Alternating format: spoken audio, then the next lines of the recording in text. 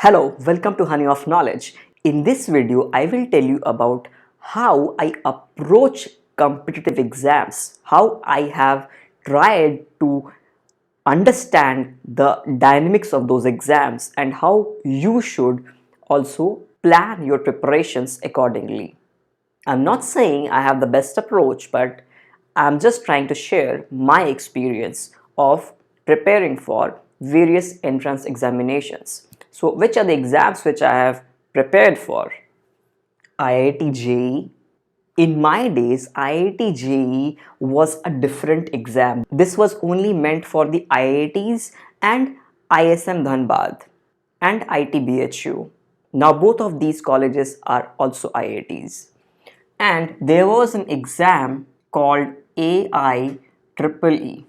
Now, this is the exam which was conducted for NITs and other similar colleges.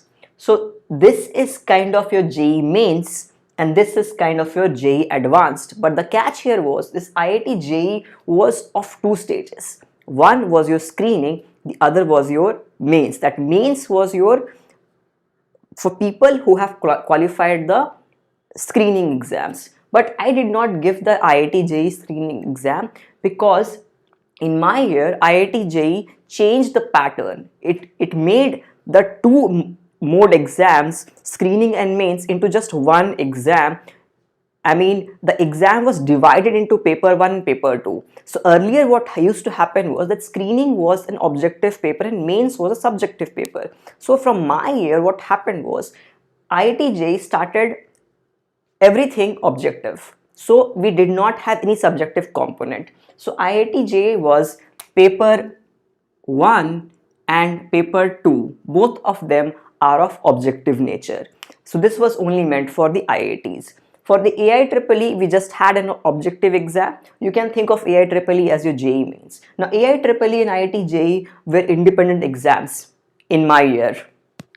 After these exams, I have given CAT few times.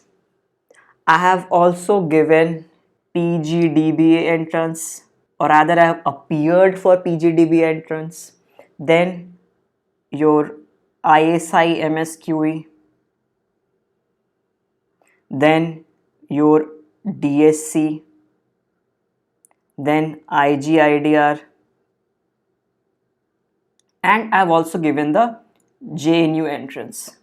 And there would be other exams also which I don't remember as of now. But these are the main exams which I have given. So what is my learning from these exams?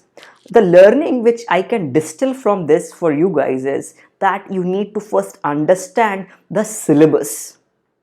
If you know the syllabus, 30 to 40% of your job is done. After that, you need to understand how do I learn those chapters, those topics, which books I need to refer.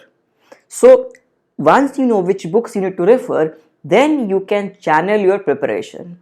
And after you have covered a bit of study of that syllabus, a kind of an overview of the syllabus, then you can go towards the question papers. So by question papers, what I mean is the actual previous year question papers, so as to understand the kind of difficulty the questions are of for that particular exam. Now the thing here is, if you are preparing for an exam like the JEE, those exams are quite standard in nature. Standard as in there are proper coaching institutes, there are proper resources to prepare for those exams. So you don't need to jump to the question paper at the initial stages. For JEE, for only and only JEE, what you must do is you have to cover the syllabus in the first stage, and it could take roughly around 9 to 12 months, right, if you are trying to cover it thoroughly. And after that you can go to your previous year question papers. For other exams like the CAT, PGDB, MSQE, DSC, IGADR, JNU, for these exams you need to have a different approach. You need to first understand the question paper so that you can channelize your focus into specific question types. In JEE, the question types are pretty standard. So you have pretty standard resources to practice those question types. But for these exams, the question types are not pretty standard available in resources. You have to make your own resource. You have to make yourself as a resource for these exams. For that, you need to analyze the question paper thoroughly. So for these two exams, which is now JEE Mains and JEE Advanced, you need to go by the standard resources available. For CAT, I can say that it is in between. For CAT, you can trust your standard resources or you can analyze the question papers. Both the approaches will give you equally good results or bad results. And for these exams, PGDBA and MSQ type exams, you need to master the question paper. And by mastering the question paper, what I mean is you need to understand what is the depth of topic coverage, syllabus coverage. And for that, you need to read everything in the question paper. And you have to divide that question paper into question types. So let us say MSQE. In MSQ, you have maths, microeconomics, macroeconomics, statistics. So it could happen that the microeconomics questions are only of 10 types. So you need to read those 10 types of questions and understand how to solve those 10 types of questions. This 10 is just a number. It could be 15, 8, 7, 9. It could be anything. But you need to funnel your preparation to those 10 types of microeconomics questions. Similarly for statistics and mathematics and so on. Same goes for your other exams also. So how I approached was in this way, that first I went through the variant textbook for MSQE. This is the MSQ preparation which I am talking about right now. And after that I looked into the question paper and then I understood what all I need to read. And then I started to refer to the textbooks and try to refine my conceptual understanding. For exam like PGDBA or CAT, what you need to do is find out a good CAT resource. A CAT resource is something which is a base. It could be an Arun Sharma book or it could be anyone's book. And when you get hold of that CAT entrance book, try to solve good number of questions from that and you'll get a good understanding of the level of CAT. Now, why do you need to prepare for CAT for PGDBA is because a lot of questions in PGDBA is similar to CAT questions and a lot of questions in PGDBA is also similar to JEE questions. So if you have prepared for JEE in your +2 level or before your graduation, then it helps. So that is why I have tried to club this exam also here, because your JEE books will help you in your PGDBA preparation. And also in your MSQ preparation, because the maths portion is kind of like JEE maths only, a bit of here and there plus minus. So after you know what are the question types, you have to refine your conceptual understanding based on that. So for MSQE, what I did was, after I understood that these are the question types, I went through the variant book, I went through the macro books which I had, I went through the Gujarati book which I had, but I realized that the Gujarati book did not have that much of return on time investment, because MSQ paper did not have that much of statistics questions or that much of econometrics questions. So I read Gujarati a bit here and there to prepare for DSC exams. But the DSC exam was something which I never prepared seriously about. That is an honest, how would I put it? That is an honest confession that I have not prepared well for DSC exam, because I did not want to read econometrics from Gujarati, because the econometrics in Gujarati is taught in a way, or rather it's written in a way for undergraduate people, so that they don't have to go through the linear algebra treatment. And what happens is, when you don't have the linear algebra treatment in econometrics, it becomes a very lengthy bit of calculation in every step. The moment you introduce linear algebra to econometrics, it becomes quite elegant. And perhaps that is the reason I did not had a liking towards Gujarati. And now if I go towards Gujarati, probably I like it more. So that was about my MSQ preparation. For PGDB, I have told you already that I had prepared for the JEE and CAT. So basically, you can think of PGDB as the link between JEE and CAT. If you combine your JEE preparation with CAT preparation, you get the PGDBA.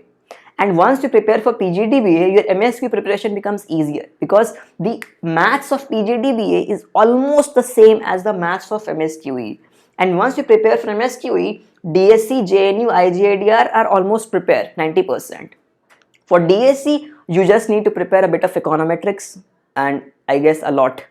For IGADR and JNU, for IGADR there's a bit of more of +2 maths, so you need to do more of JE maths for IGADR, coordinate geometry and things like those. And for JNU, you need to read a bit of general knowledge. I mean, the Indian economics kind of a thing. I mean, what's the GDP, what is the inflation rate, and all those stuff. So this is my experience about preparation for various entrance examinations. And the punchline which I would try to give you is, if you're preparing for these exams, the JEE mains and advanced type exams, or even the CAT exam, these are standard exams. So get hold of good books, good resources, or a good coaching institute and trust them blindly. And if you're preparing for these exams, PGDBA, MSQE, DSC, JNU, IGADR, then you need to have your own guide. You have to be your own guide. You have to make your own resource. So for that, you need to analyze the question paper and syllabus both. For that, best approach is first get hold of the syllabus, then get hold of the question paper, and then try to link both of them.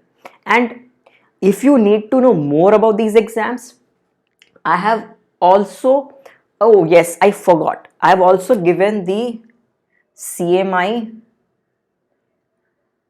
data science entrance examination, and I've also analyzed this CMI data science entrance examination question papers in one of my previous videos, and there's a similar video for MSQE also. So I have started to make question paper analysis videos for MSQE and CMI data sciences, and I will make for all these question papers probably in near future. So try to refer to these videos for question paper analysis, and for syllabus it will be automatically taken care of because you need to check the syllabus first, then analyze the question paper. And then once you do both these things, then start your preparation. Try to understand your weak areas, your strong areas, and then channelize. First, make your strong areas very strong. I mean, very, very strong, so that no question can be missed out by you. And then try to mitigate your weak areas. Try to understand which are the questions which you really are facing trouble in and how to make it manageable. So that, let's say, that particular topic has a very easy question in that particular year. So you can at least solve the easy questions of a difficult topic. So try to cover the syllabus, but the first priority should be to strengthen your strengths, and then only we can go to the weakness part. So this was a basic primer on how I have prepared for these exams and what are the learnings for you guys. Now, this video has been shot on a tripod and my Apple laptop, and obviously I'm taking a bit of risk over here by mounting my laptop on top of this tripod.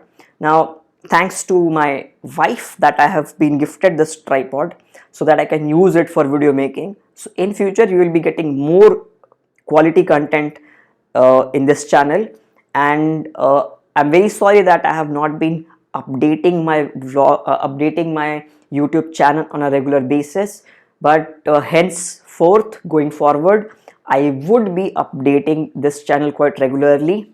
So do subscribe to the channel if you haven't already, and rest assured that I will be giving you good content for your entrance examination preparation or general math videos or physics videos or economics videos. So if you like this content and similar content in my channel, then do hit the like button, subscribe, and also press the bell icon. And before I go, I will just like to remind you that we are very near to 400 subscribers. So I'm thinking of a giveaway, and that is a surprise. Bye bye.